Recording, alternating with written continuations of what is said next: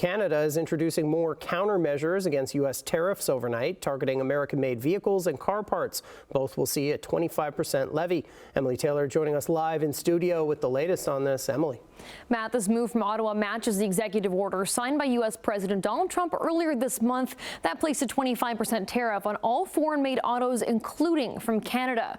Now, today, Ottawa says the levies will apply to all vehicles from the U.S. that are not compliant with the Canada-U.S.-Mexico trade agreement, and also on parts that are not from Canada or Mexico that make up the trade-compliant vehicles. Now, the government says more announcements will be coming to incentivize production and investment in Canada's auto industry. But for now, Canadians are looking at considerably higher price tags coming for cars. An estimated 60% of vehicles sold in Canada come from the States.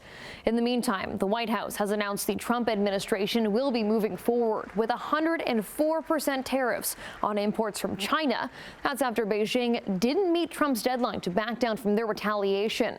Here's what the White House press secretary told reporters today. In total, since the Liberation Day announcement, nearly 70 countries have already reached out to the president to begin a negotiation. Countries are falling over themselves to reform their unfair trade practices and free open their markets to our country. Why?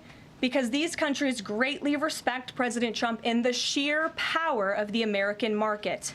He said he's not considering an extension or a delay. I spoke to him before this briefing. That was not his mindset.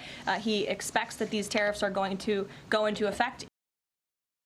The White House said little about Canada today, but did say the leaders of Japan, South Korea, and Italy all have meetings set for trade talks in the near future. While back here at home, Prime Minister Carney says he's still waiting until after the election in 3 weeks to renegotiate a trade agreement with the states.